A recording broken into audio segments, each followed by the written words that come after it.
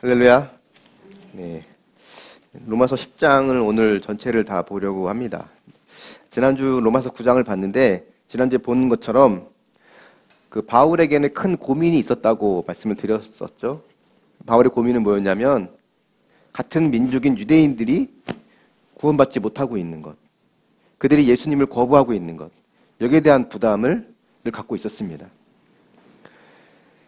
보통 이제 가족 중에 믿지 않는 자들이 있고 혼자 신앙생활을 하는 분들, 그런 경우는 가족의 구원을 위해서 기도하는 경우가 많죠.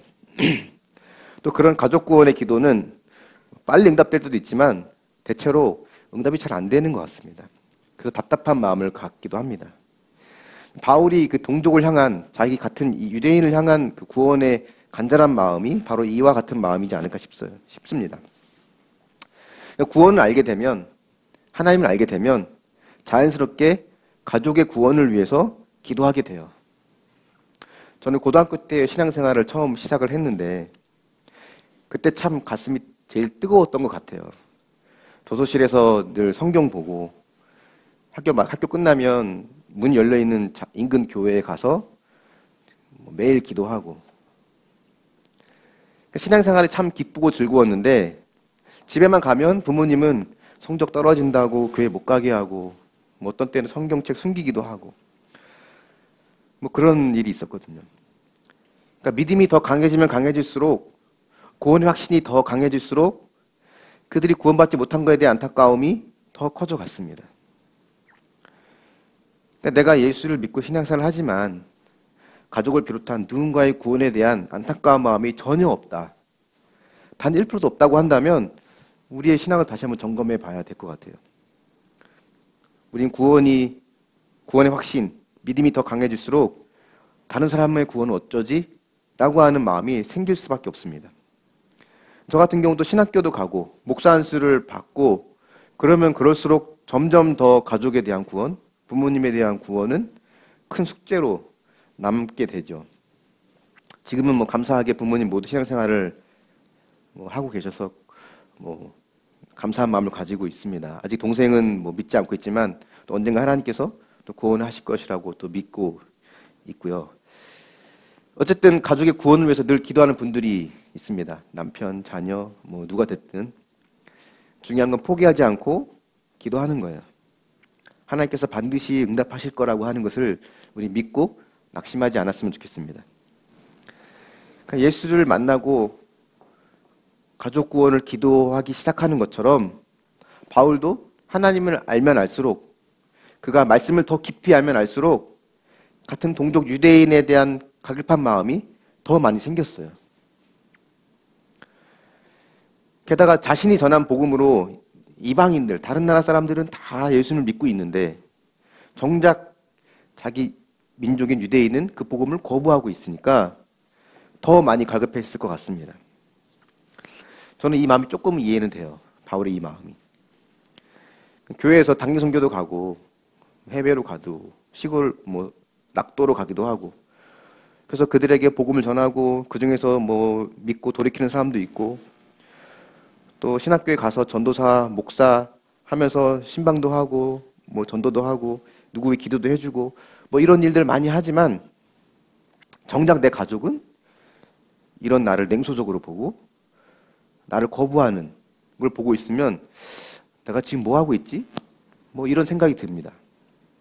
가족도 하나 구원시키지 못하고 있는데 내가 지금 기껏 남 좋은 일만 시키다가 끝나는 거 아닐까?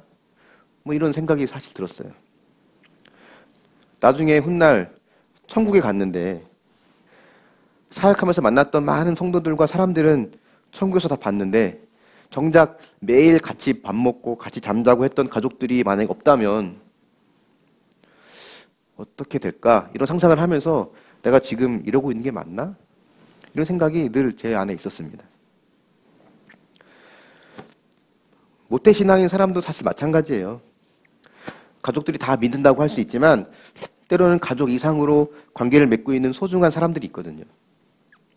교회 밖에서 만나는 비그리스도인들 중에도 그런 사람들이 있고 있습니다. 그래서 나를 통해 그들이 복음을 알거나 혹은 복음에 대해서 호의적인 마음을 갖게 돼 믿지 않는다면 늘 우리에게는 그 사람에 대한 구원의 부담이 늘 우리에게 있죠. 그래서 오늘 로마서 10장을 통해서 우리가 어떤 기도 제목으로 그들을 위해서 구원해야 될 것인지 한번 이 부분을 좀 살펴보려고 합니다.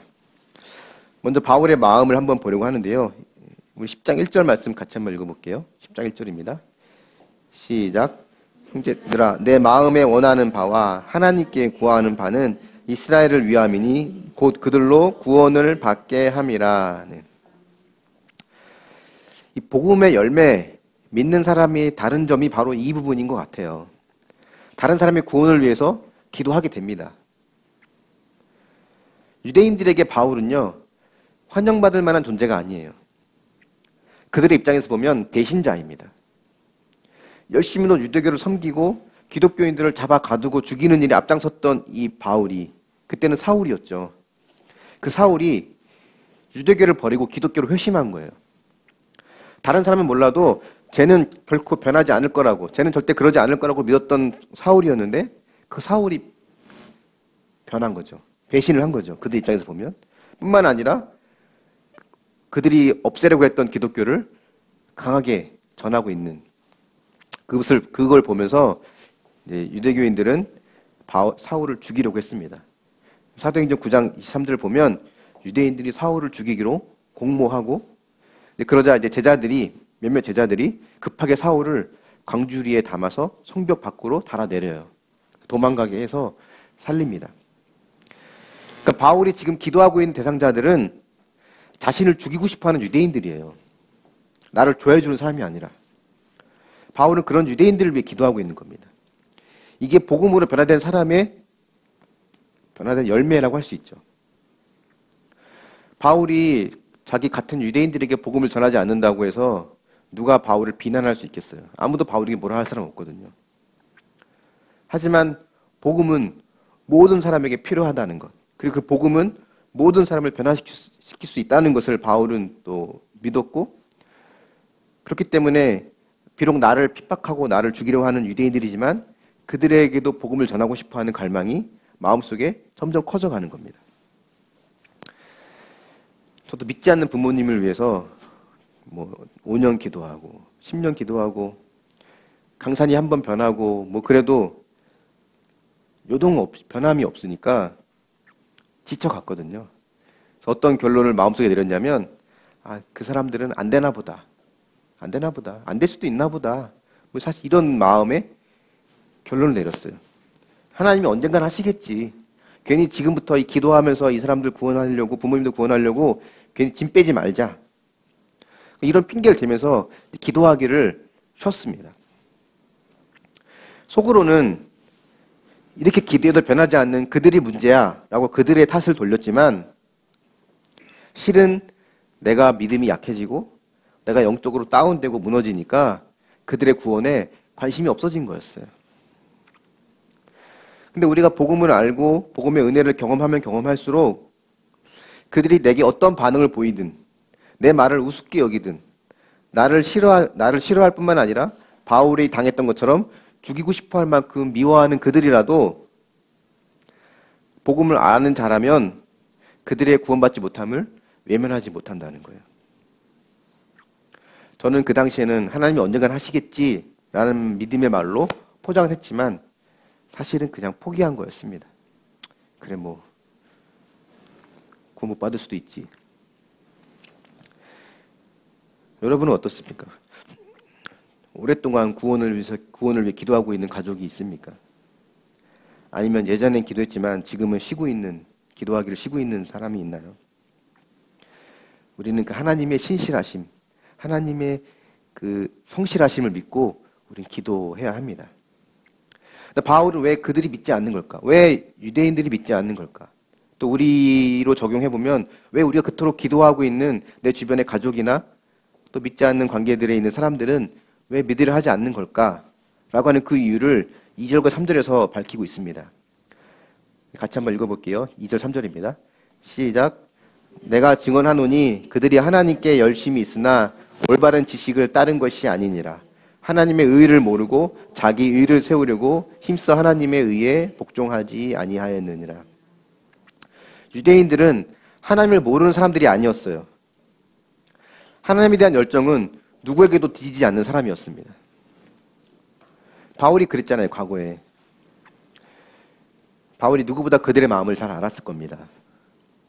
근데 바울은 뭐가 문제라고 지적하냐면 그 열심이 올바른 지식을 따르지 않은 게 문제라는 거예요. 하나님을 향해서 무조건 열심을 낸다고 해서 그게 다 선한 것은 아닙니다.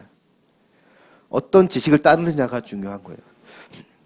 그들이 따라야 될 올바른 지식은 하나님의 말씀이었습니다. 말씀에서 하나님은 무엇을 원하시는지, 무엇을 지금 말씀하고 계시는지를 알고 그걸 따라가는 게 하나님의 의를 세우는 거고 하나님을 믿는 거죠. 근데 하나님을 믿는다고 하지만 또 하나님의 자녀라고 이야기도 하고 하나님께 선택받은 자라고 말은 하지만 하나님 말씀을 따르지 않는 열심, 이게 가능한 걸까? 라는 생각을 하게 됩니다. 근데 가능하다는 거예요. 3절 말씀대로라면 유대인들의 열심은 자기 의를 세우는 열심이라고 합니다. 그러니까 겉모양은 하나님을 사랑한다고 하고 공동체를 사랑한다고 말하고 또 그런 고백으로 예배도 드리고 헌금도 하고 봉사도 하고 전도도 하고 그 어떤 것도 놓치지 않는 모습을 해요. 종교적인 행위에서는 누구에게도 뒤지지 않습니다. 근데 하지만 성경에서는 그들의 그 모습을 자기가 의로운 자라는 것을 내세우려고 하는 숨은 동기가 있다라고 지금 말을 하고 있는 겁니다. 저도 여러 사람들과 대화를 하고 신앙생활 상담을 하든지 뭐 신방을 하든지 이렇게 이야기해보면 믿는 것 같은데 믿지 않는구나 라는 것을 느낌 받을 때가 있거든요. 집사님이고 장로님이고 권사님이고 심지어 목사이기도 한데 믿는 사람이라고 알고 대화를 하는데 대화를 해보면 믿는 사람이 아니에요. 종교적인 삶은 있지만 복음적인 삶은 없습니다.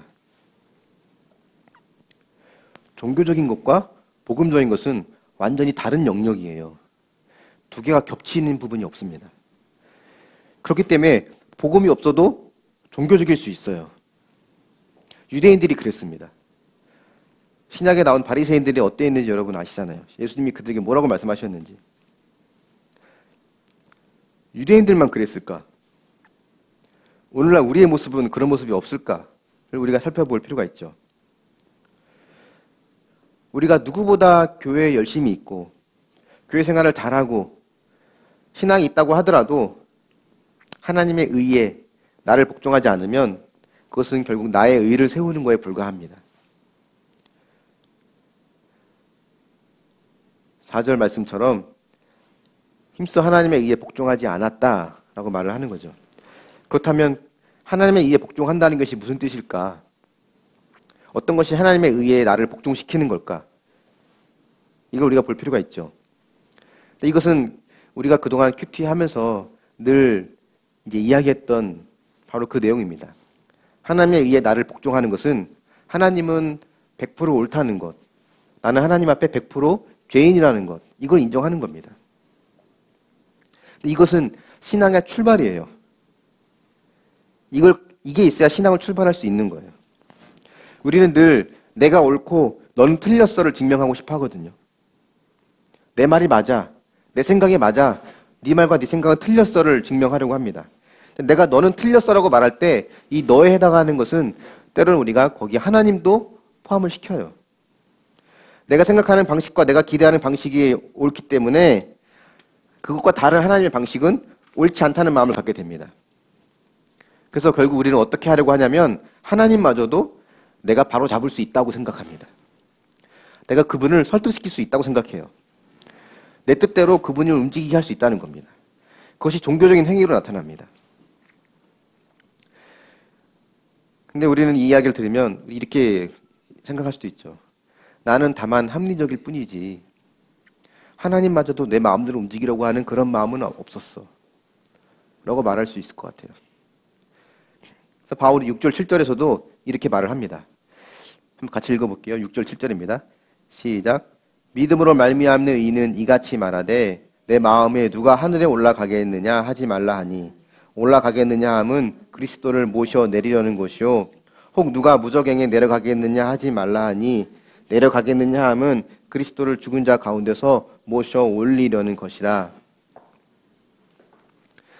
믿음으로 말미암는 의가 아닌 율법, 즉 종교적인 행위, 자신의 행위로 의로워지려는 사람들은 어떤 사람들인지 지금 6절 7절에서 말하고 있는데, 그들은 자신들의 힘으로 하늘에 계신 그리스도를 모셔 내리려는 자들이라고 말을 합니다. 또 자신들의 힘으로 그리스도를 죽은 자 가운데서 살려낼 수 있다고 말하는 사람들이라는 거예요. 하나님마저도 자기들 힘으로 자기들 마음대로 컨트롤해서 결국 그들이 하나님보다 더 높은 자리에 앉으려는 것, 이게 그들의 모습이라는 거예요. 우리가 교회를 다니면서도 주님을 나의 주인으로, 나의 머리로 바꾸지 않으면 우리는 내가 여전히 하나님의 자리에 앉아있는 사람이 됩니다. 이건 유대인들, 종교인들 뿐만이 아니라 믿지 않는 비그리스도인들도 마찬가지입니다. 우리가 기도하고 있는, 그들의 구원을 위해서 기도하고 있는 사람들을 보면 그들이 우리보다 더 악한가요? 그들이 우리보다 죄가 더 많을까요? 꼭 그렇지만은 않죠. 우리보다 더 열심히 살고 더 양심적으로 사는 사람들도 많아요. 근데 그렇다면 그들의 문제는 뭘까? 근데 그들의 문제 역시도 근본적으로는 유대인들의 문제와 같습니다. 내가 내 삶의 주인이라는 것, 하나님의 의가 아닌 자신의 의가 그 삶의 동기가 되는 것, 그것이 그 똑같은 문제죠. 유대인들은 종교적인 행위로 의로워지려 했다면 그들은 도덕적인 삶으로, 양심적인 삶으로 의로워지려 했다는 겁니다. 둘 다 내가 주인이고 내가 구원자라는 것을 말해요. 그래서 우리가 기도할 때 구원을 위한 기도에서 첫 번째로 해야 될 것은 뭐냐면, 주님, 그들이 자신이 죄인임을 알게 하시옵소서. 이게 우리가 가장 먼저 기도해야 될 제목입니다. 여러분이 기도하고 있는 구원 대상자가 있다면 그들이 죄인임을 알게 해달라고 기도하십시오. 그건 또 그들뿐만이 아니라 우리에게도 마찬가지죠. 우리가 죄인임을 알아야 합니다.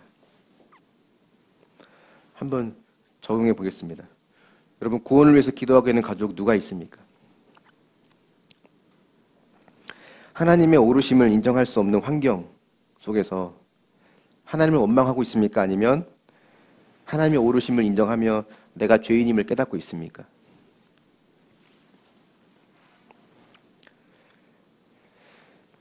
이제 구원을 받기 위해서 어떤 믿음이 필요한지를 좀 우리가 보길 원하는데요. 9절 말씀도 같이 한번 읽어보겠습니다. 9절 시작. 내가 만일 내 입으로 예수를 주로 시인하며 또 하나님께서 그를 죽은 자 가운데서 살리신 것을 내 마음에 믿으면 구원을 받으리라.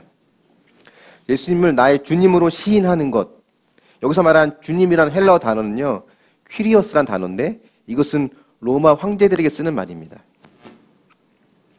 로마 황제들에게 쓰는 이 퀴리어스란 단어를 예수님에게 쓴 것은 뭘 뜻하냐면, 그 당시 로마 제국의 최고의 통치자가 로마 황제인 것처럼 예수님이 내 삶의 최고의 통치자라는 거예요.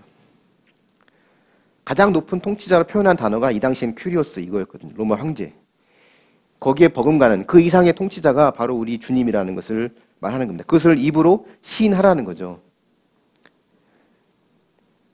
우리가 하는 말은 마음으로부터 나오기 때문에 그것은 우리 마음으로 믿는 것을 말합니다. 또한 그 다음에 뭘 말하냐면, 그분이 나를 위해 죽으시고 살아나셨음을 마음으로 믿으라는 겁니다. 하나님께서 그를 죽은 자 가운데서 살리신 것을 내 마음에 믿으면 구원을 얻는다라는 거예요. 이 믿음이 있어야 된다는 겁니다. 주님이 나의 통치자이고 주님이 부활하셨다는 것. 근데 이 두 가지는 한글 성경을 볼 때는 서로 다른 내용인 것처럼 보여요. 무슨 말이냐면, 9절을 보면 먼저는 예수님이 나의 주인이라는 것을, 나의 주님이라는 것을 시인하고, 그리고 나서 하나님께서 그를 죽은 자 가운데서 살리셨다는 것을 믿으면, 이 두 가지를 믿어야 되는 것처럼 서로 별개의 것으로 보여집니다. 근데 이건 사실은 같은 행위를 말해요. 히브리 이스라엘의 문학적 표현이거든요. 서로 같은 것을 얘기할 때 대꾸법으로 표현합니다. 예수님을 입으로 주로 시인하는 거나 날 위해 죽으신 그분이 부활하신 걸 믿는 거나 사실은 같은 거예요. 별개의 것이 아니라는 겁니다. 그래서 이런 믿음이라고 하는 구원의 방식은 유대인이나 이방인이나 똑같아요. 선하든 악하든 종교적이든 아니든 믿음으로 구원받는 건 똑같다는 겁니다. 근데 문제는 이 믿음이 저절로 생기지 않는다는 거죠. 이 믿음은, 물론 믿음은 하나님의 선물이에요. 하나님이 주셔야만 생깁니다. 하지만 하나님은 이 믿음을 주실 때 어떤 매개체, 어떤 수단을 통해서 이제 주시는데, 그건 뭐냐면 그 말씀이 들리는 것. 하나님의 진리의 말씀이 귀에 들리는 것을 통해서 믿음이 가능케 한다는 겁니다. 믿음을 가능케 한다는 거예요. 17절에 보면 이렇게 이야기하잖아요. 그러므로 믿음은 들음에서 나고 들음은 그리스도의 말씀으로 말미암는다. 그러면 그 듣는 건 어떻게 가능할까? 이게 또 우리의 과제거든요. 어떻게 해야 그들이 들을 수 있을까? 14, 15절 말씀 같이 한번 읽어보겠습니다. 시작. 그런즉 그들이 믿지 아니하는 일을 어찌 부르리요? 듣지도 못한 일을 어찌 믿으리요? 전파하는 자가 없이 어찌 들으리요? 보내심을 받지 아니하였으면 어찌 전파하리요? 기록된 바 아름답도다 좋은 소식을 전하는 자들의 발이여 함과 같으니라. 구원이 이루어지는 방식은 믿음으로 받는 건데 그 믿음은 하나님의 말씀을 들어야 생긴다고 하잖아요. 근데 그 듣는 것은 보내심을 받고 좋은 소식을 전하는 자들이 있을 때 가능하다는 거예요. 15절에 보면 아름답도다 좋은 소식을 전하는 자들의 발이여 라고 했는데 이 당시에는 특별한 교통수단이 많지 않았기 때문에 직접 발로 가서 좋은 소식을 전했습니다. 그리고 이 말씀은 이사야 52장 7절 말씀을 인용한 건데 원래 이사야의 말씀의 의미는 여기서 말하는 좋은 소식은 포로 생활을 하는 바벨론의 포로 생활을 하는 이스라엘 백성들에게 하나님께서 너희를 예루살렘으로 다시 돌아오게 할 것이다 라고 하는 이 좋은 소식을 말해요. 근데 이제 바울은 여기서 그걸 어떤 의미로 사용하냐면 우리가 지금은 겉으로 볼 때에는 로마의 통치 아래 있지만 사실 참된 통치자이시고 참 왕이신 분은 우리의 구원자이신 예수님이라는 겁니다. 우리는 그분의 통치 아래 있는 자라는 거예요. 그래서 그분을 믿고 신뢰하는 자에게는 구원을 주신다라고 하는 이 기쁜 소식을 이제 전하는 자들이 있을 때 그들이 그걸 듣고 또 그 들음을 통해서 그들 마음속에 믿음이 자란다는 거죠. 늘 이 소식을 전하기 위해 수고하는 자들이 있습니다. 우리도 이 기쁜 소식을, 복음의 소식을 전하기 위해서 가족에게, 이웃에게 수고하고 있잖아요. 기도의 수고 외에도 많은 수고들이 있습니다. 수천 년 전 복음을 전하는 이 복된 소식, 기쁜 소식을 전하는 아름다운 발, 이것을 오늘날 이 시대의 말로 바꿔 표현하면 이렇게 표현할 수 있을 것 같아요. 구원을 이루기 위해 수고하는 손과 발로 바꿀 수 있습니다. 누군가의 구원을 위해서는 우리는 물론 그들을 위해 기도하지만 손으로 수고하고 발로 수고하는 삶이 있어야 돼요. 나 역시도, 여러분 역시도 그런 누군가의 수고가 있었기 때문에 복음을 듣게 되었고 주님을 알게 되었습니다. 믿지 않는 남편을 위해서 내가 수고하고 내 손과 발이 수고하고 아직 신앙을 모르는, 예수님을 모르는 자녀들을 위해서 수고하고 또 교회 안에서 믿음이 연약한 자들을 섬기고 수고하고 또 교회 밖에서도 마찬가지죠. 그런 수고와 손과 발의 수고가 있을 때 그들이 복음을 들을 수 있다는 겁니다. 때론 그 수고가 헛된 것처럼 보일 때도 있어요. 그런 경우 생각 들지 않아요? 내 남편을 위해서 기도하고 남편의 구원을 위해서, 자녀의 구원을 위해서 내가 또 참고 섬기고 또 참는데 그들은 오히려 그걸 더 이용하는 것 같고 끝이 보이지 않을 때 얼마나 낙심돼요. 지치고 넘어질만 하죠. 근데 성경은 그런 수고의 손과 발을 아름답도다, 좋은 소식을 전하는 자들의 발이여 라고 말을 합니다. 우리 그거면 되지 않아요? 여러분의 가족들을 위해서, 그들의 구원을 위해서, 때론 나를 별로 좋아해 주지 않는 사람들, 또 교회 안에서도 신앙에 연약한 사람들을 위해서 내가 참고 수고하고 섬길 때, 때론 그들이 그걸 알아주지 않고 고마워하지도 않고 때론 오히려 그걸 이용해 먹으려고 하기도 하고, 전혀 열매가 보이지 않을 때 낙심되지만, 우리는 내 수고를 내세우는 것이 아니라 하나님의 신실하심을 믿기 때문에 하나님의 때에 하나님께서 그들을 변화시킬 것을 믿고, 우리는 다만 그 영광스러운 일에 나를 사용해 주시는 것에 감사하고, 또 주님은 비록 열매가 당장 보이지 않고 헛된 것처럼 보여도 그걸 통해서 나에게 뭐라고 말씀하시냐면 아름답도다 좋은 소식을 전하는 자들의 발이여라고 이야기해 주신다는 거예요. 저도 지금까지 저를 위해 기도해 주시고 가르쳐 주신 많은 분들의 수고가 있었기 때문에 제가 이 자리에 있었다라고 고백을 합니다. 또 때론 제가 지치고 넘어질 때마다 힘을 실어주고 일으켜주는 많은 분들이 그때마다 있었어요. 저를 양육했던 부모님은 물론이거니와 저를 그동안 지도해 주셨던 여러 목사님들, 또 저를 위해 기도하고 저를 위해 손과 발의 수고를 아끼지 않았던 많은 교인들, 그런 수고의 손과 발이 있었기 때문에 오늘날의 제가 있었다라고 생각을 합니다. 그래서 내가 복음을 듣게 된 것, 내가 주를 만난 것은 나로 하여금 이 소식을 듣게 하기 위해서 손과 발로 수고하는 사도와 같은 사람들이 있었다는 거죠.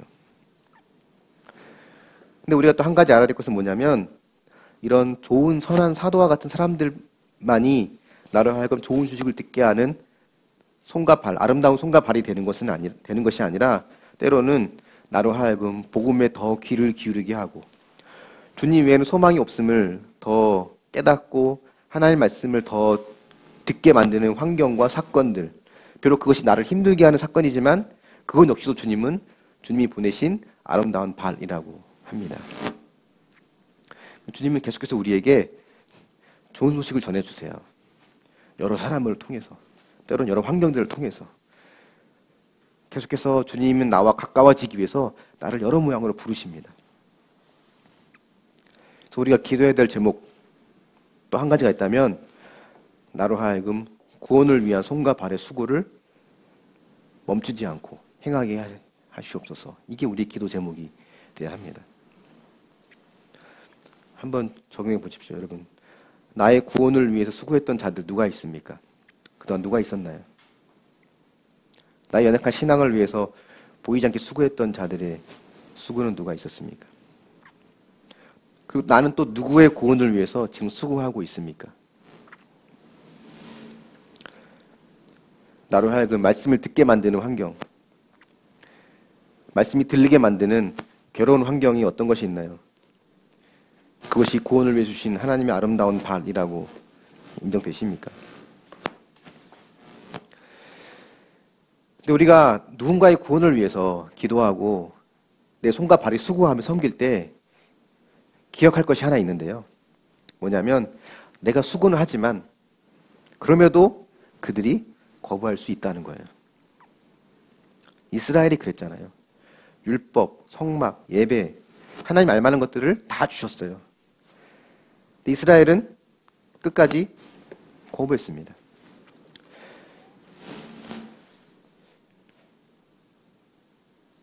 그러니까 16절에도 보면 바울이 이렇게 말하거든요. 그러나 그들이 다 복음을 순종하지 않았다.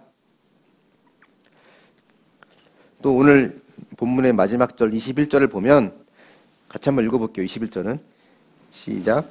이스라엘에 대하여 이르되 순종하지 아니하고 거슬러 말하는 백성에게 내가 종일 내 손을 벌렸노라 하였느니라.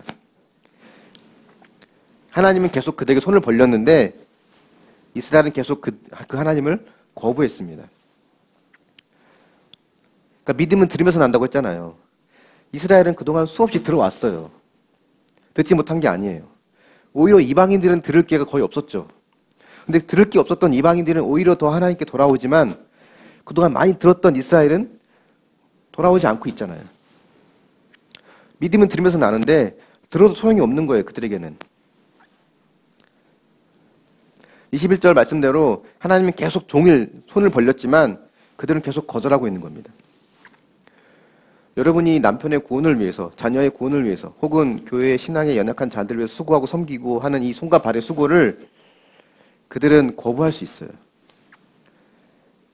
우리가 수고하지만 가족들은 냉담히 여길 수도 있습니다. 그것은 그들이 특별히 악해서가 아니에요. 악한 마음이 있어서도 아니고, 그렇다고 우리의 기도가 부족해서도 아닙니다. 그건 그냥 죄인들의 모습이에요. 죄인들의 공통된 모습입니다. 다만 우리는 열매가 보이지 않는다고 해서, 그들이 변화될 기미가 보이지 않는다고 해서 포기해서는 안 된다는 거죠. 믿음이라고 하는 이 구원의 고리를 그들에게 연결시켜주기 위해서는 우리는 끊임없이 복음을 전하고 그들을 위해 기도하고 사랑으로 섬기는 손과 발에 헌신이 있어야 한다는 겁니다. 다음 주에 볼 11장에 보면 바울은 그렇게 거부하는 이스라엘을 하나님께서는 언젠가는 반드시 회복시킬 거라고 하는 것을 확실하게 이야기합니다. 마찬가지로 구원의 때는 다 달라요. 하지만 하나님은 구원을 위해 수고하는 자들을 통해서 그들에게 구원의 때에 구원을 주신다는 겁니다.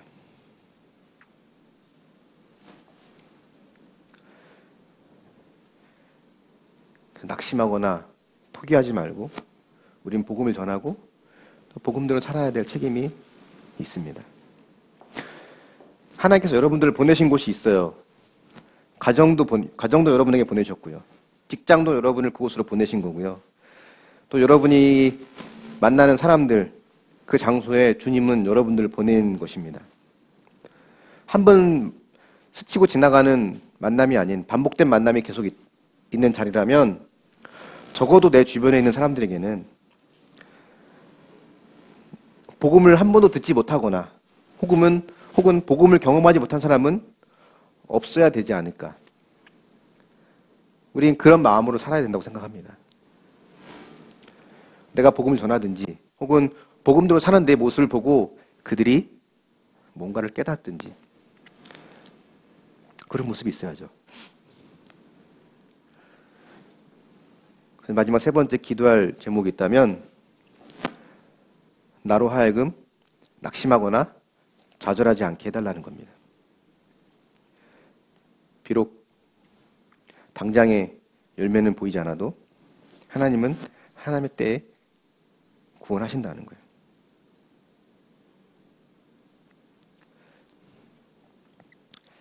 말씀의 결론을 맺겠습니다.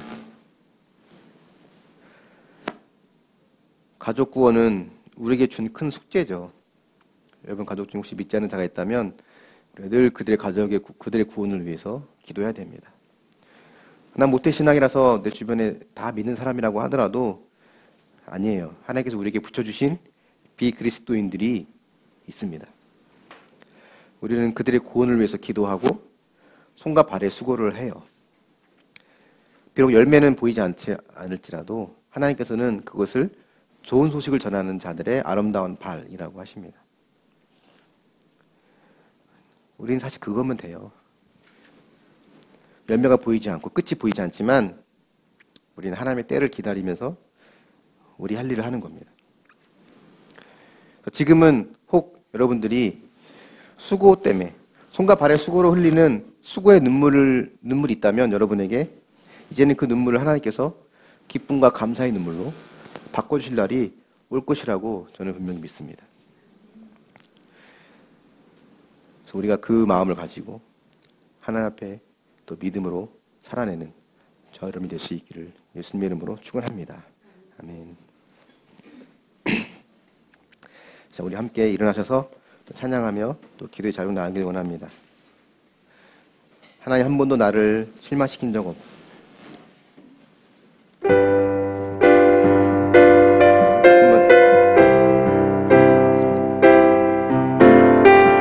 하나님 한 번도 나를 실망시킨 적 없으시고 언제나 공평과 은혜로 나를 지키셨네. 오신실하신 주 오신실하신 주 신실하신 주, 내 너를 떠나지도 않으리라. 내 너를 버리지도 않으리라.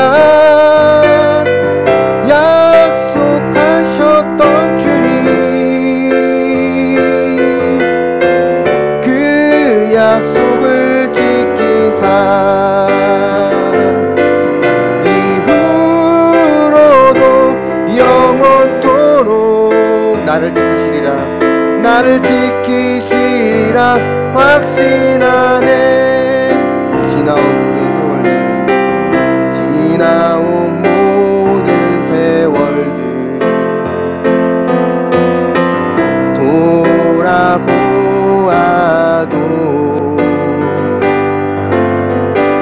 그 어느 것 하나 주의 손길 안 미친 것 전혀 없네.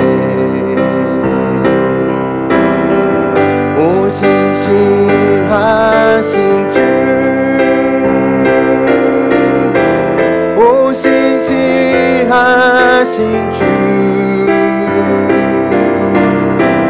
내 너를 떠나지도 않으리라. 내 너를 버리지도 않으리라. 약속하셨던 주님, 그 약속을 지키사 이후로도 영원토록 나를 지키시리라. 나를 지키시리라 확신하네. 하나님 한 번도 나를, 하나님 한 번도 나를 실망시킨 적 없으시고 언제나 공평과 은혜로 나를 지키셨네. 지나온 모든 세월들, 지나온 모든 세월들 돌아보아도 그 어느 것 하나 주의 손길 안 미친 것 전혀 없네. 오 신실하신 주, 오 신실하신 주, 내 너를 떠나지도 않으리라. 내 너를 버리지도 않으리라. 약속하셨던 주님, 그 약속을 지키사 이후로도 영원토록 나를 지키시리라 확신하네. 오 신실하신 주, 오 신실하신 주, 오 신실하신 주,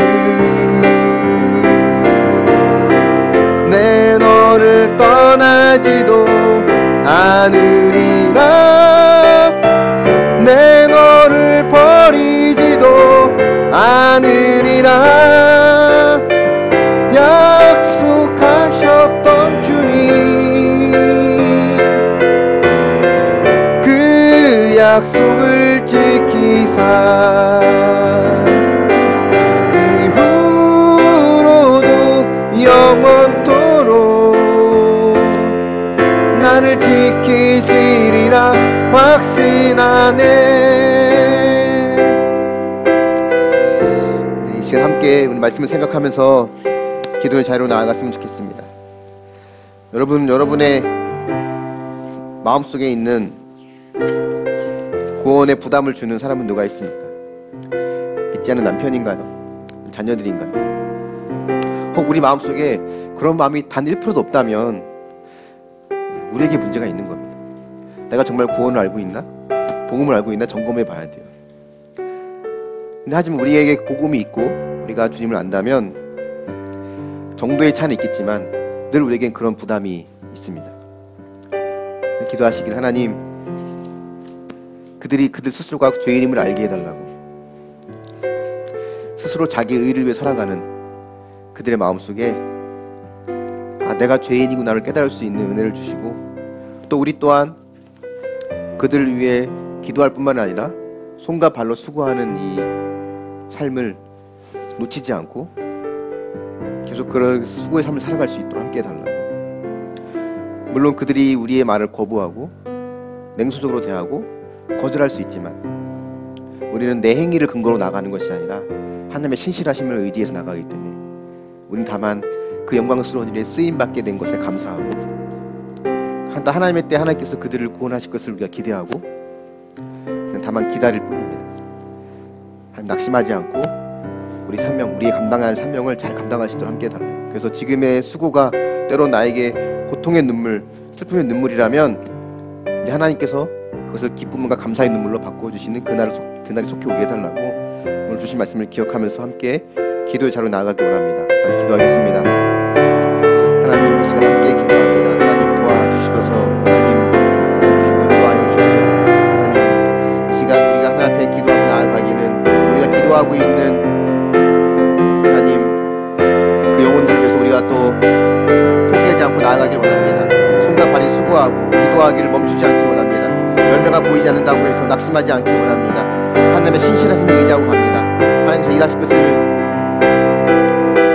우리가 의지하고 갑니다. 하나님 도와주시고서, 하나님 주님만 의지하고 갑니다. 하나님 믿지 않는 남편, 자녀, 아내, 하나님 또 부모님, 어떤 가족들 혹은 내 주변에 있는 나와 함께하는 사람들에게 하나님 내가 그들에게 복음을 전할 수 있는 축복의 통로가 되어지길 원합니다.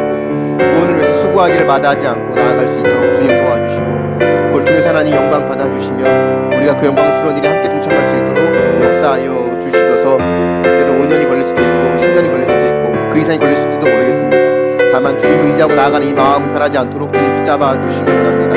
다만 원하는 것은 속히 응답하여 주셔서 저들이 빨리 주 앞에 돌아올 수 있기를 원합니다. 그래서 하나님 함께 믿음의 가정을 이뤄가고 천국 같은 믿음의 아름다운 가정을 이뤄갈 수 있도록 주님 도우시고 역사하여 주시면서, 하나님 수고하는 자들을, 그들의 수고를 기억하여 주시고 아름답다 말씀하여 주시니 감사합니다. 하나님 그 잘 기억하고 끝까지 감당해 나갈 수 있도록 역사하여 주셔서, 하나님 주님 도우시고 붙잡아 주시면서 하나님 도와주셔서 사랑의 하나님, 우리에게 붙여주신 구원의 숙제가 있는 그 영혼들을 하나님 우리가 포기하지 않고 늘 그들 위해 기도하고 또 손과 발의 수고로 나아갈 수 있기를 원합니다. 우리의 생각과 우리의 기대대로 움직이지 않는 그들을 보며 때로 낙심할 때도 있지만, 주님, 내 뜻대로 되어지는 것이 아니라 주님의 뜻대로 되어지는 것임을 우리가 믿기에 하나님 그 주님을 의지하고 포기하지 않고 나아가길 원합니다. 믿지 않는 가족으로 하나님 마음 아파하는 자들이 있다면 주님께서 그 마음을 위로하여 주시고 그 영혼들이 하나님 스스로 죄인임을 깨닫게 하시는 은혜가 있게 하여 주시옵소서.